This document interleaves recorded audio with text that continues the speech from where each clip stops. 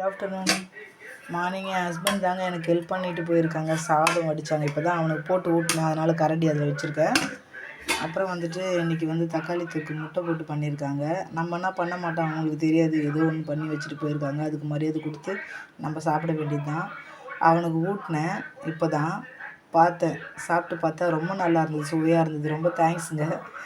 ஏன்னா ஹஸ்பண்ட் வந்து தெரிஞ்ச வேலை என்ன தெரியுமா, சாதம் எனக்கு பெரிய குண்டானதாலே வடிக்க தெரியாது, வடித்து கொடுப்பாங்க. ஸோ அது சாப்பாடு வடிச்சிட்டு தக்காளி தொக்கு பண்ணிவிட்டு ஃப்ரூட்ஸ் கட் பண்ணி எங்களுக்கு பேக் பண்ணி வச்சுட்டு சாப்பிட்டுருக்கான் என்னோடய குட்டி பையன்.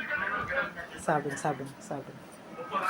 எனக்கும் சேர்த்து தான் வச்சுட்டு போயிருக்காங்க. Anyway thank you so much.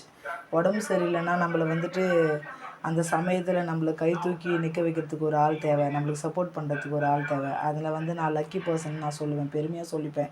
என் ஹஸ்பண்ட் வந்துட்டு என்ன சொல்கிறது, பெண்களை மதிக்கக்கூடிய மனுஷன்னு நான் முக்கியமாக சொல்லியே ஆகணும். ஏன்னா யாராவது எதுனா சொன்னால் கூட காதில் வாங்கக்கூடாதுன்னு சொல்லுவார், அவங்கள எதிர்த்து பேசக்கூடாதுன்னு சொல்லுவார், எனக்கு அட்வைஸ் பண்ணுவார்.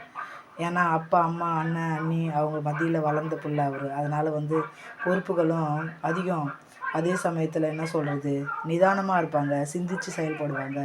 எந்த விஷயத்தையுமே பட்டுன்னு நம்ம பேசிடக்கூடாது, யார் மனதும் புண்படுற மாதிரி நம்ம நடந்துக்கூடாதுன்னு சொல்லுவார். நம்ம பார்த்து பேசணும் அப்படின்னு சொல்லுவார். அந்த வகையில் வந்து பார்த்திங்கன்னா எனக்கு இன்றைக்கி ஸ்டொமக் பெயின்ன்றதால எனக்கு ஹெல்ப் பண்ணிட்டு போயிருக்காங்க. Anyway thank you so much my dear. என்ன சொல்கிறதுன்னு தெரில. அவர் பார்த்திங்கன்னா பாருங்கள், க்ளீன் பண்ணிட்டு நான் என்னெல்லாம் பண்ணுவோம் அதெல்லாம் அவர் ஃபாலோ பண்ணிட்டு போயிருக்காங்க. தேங்க்யூ ஸோ மச்சுங்க, லவ் யூ. எனக்கு வந்துட்டு என்ன சொல்கிறது, ஒரு அம்மா அப்பா மாதிரி எனக்கு நீங்கள் கிடச்சிருக்கீங்க. அது நன்றி சொன்னால் பத்தாதுங்க. தேங்க்யூங்க.